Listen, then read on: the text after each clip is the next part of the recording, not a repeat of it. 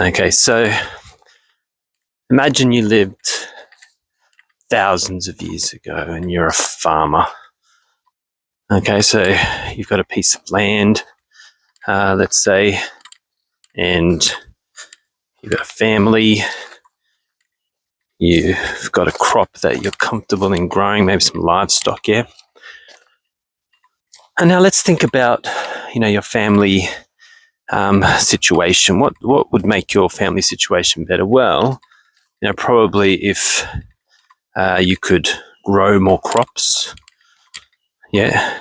If your livestock could become more productive, more fatter maybe, produce more milk and eggs and all of that, then maybe that's a good indication of your family well-being, yeah?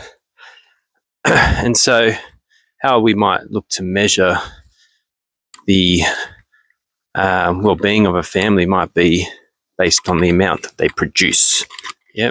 Because this can lead to different things, but mainly leads to wealth, leads to your ability to build, and in particular save for the future to secure your family's future in particular. Okay, so the question is, what mechanisms can lead to your family producing more crops, more meat, more milk?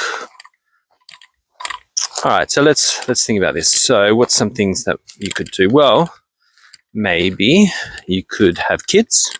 Yeah, if you have kids, and especially once they are old enough to get out onto the farm, they can help produce things. And if you're good at teaching them and they can pick up the skills of farming well, then yeah, now you've got more people to help you to do the stuff around the farm, and maybe you can produce more. So the number of workers you have in the fields is probably one way in which you can see an increase in your production. What else? Well, you could bring other workers in, but in particular, maybe you could focus on overall skill sets and training of those current workers. So maybe not even bring in new workers, but just the current workers you have. Maybe it's kids, maybe it's just you and your wife, maybe just focus on upskilling. Maybe if you do that, then you'll have more production. What's the other main thing you might do? Well, if we can harness some of the newer technologies we see out there in the world. Thousands of years ago, maybe it was moving from bronze, and maybe bring in some steel. Maybe you get some technologies such as plows, which you can put on the back of oxen to plow the fields, technologies to divert water to help your crops grow, technologies in logistics and getting things, harvesting and getting things to market. So maybe you can increase your production by taking on new technologies, right? Now, not much has changed in regards to the mechanisms which drive economic production. And it's really these three main drivers.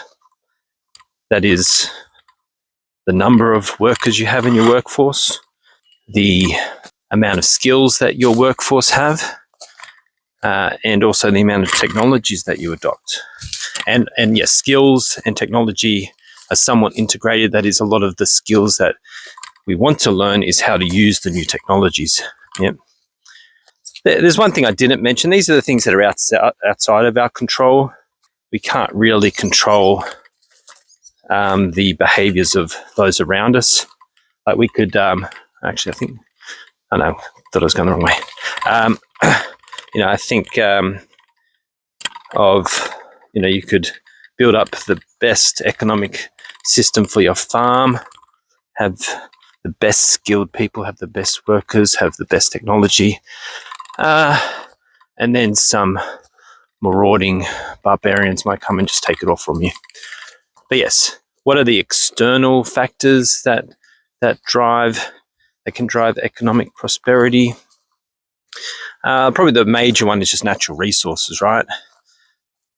If you have a nice strong river near you where you can get clean water and you can divert waterways to your crops and for your livestock and all of that, then that's great. And also rivers help with transportation, getting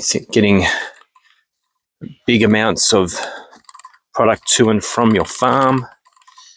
And what feeds those rivers is important.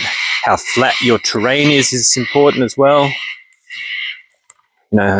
Hilly terrain like I'm walking through at the moment might not necessarily be great for trying to plant crops and look after livestock. But yes, natural resources is one of the big one, but also just external threats and perhaps other external opportunities as well can drive your economic production. So why am I talking about this? Well, in today's global economy, we often try to predict where the global economy or domestic economies are going. And this is economic analysis, but this is key insights that a lot of different stakeholders within society want. Investors definitely do a lot of economic analysis. They understand that businesses that they invest in are likely to be impacted by the economy. Politicians and society in general understand that good economic conditions likely lead to greater well-being. The more stuff we have might mean just generally greater happiness in society, not necessarily though, right? But yeah, so we try to understand all these things so that we can understand where we're at and where we might be going. One of the key measures we take in this regards is gross domestic product, or other things like gross national product or income. But this a measure which tries to capture the amount that we're producing over a period of time, quarterly or annually.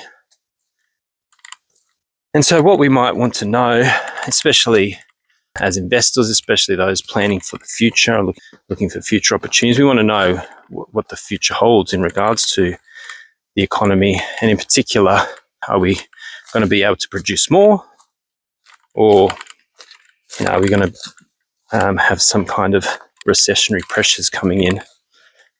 And so going back to our farming example, those three main mechanisms of productivity, that is, what does our workforce look like, what do the skill sets look like, and what does technology look like? These are the three things that we focus on. And not that we shouldn't focus on the other stuff, right? Especially natural resources, logistics in particular. Those give your economic prosperity a foundational boost, let's say. But we can't really impact those too much. Only through technologies can we shape our natural environment, let's say, sometimes to our future detriment. Yeah, when it comes to the economic well-being of a society, of a nation in particular, we want to in particular focus on the things that we can impact. Now, if you're a bit of a finance nerd like me, why don't you check out my Substack? There's a link in the description, and here you'll find additional concept notes, unedited videos, community chats, and much more. See you next time.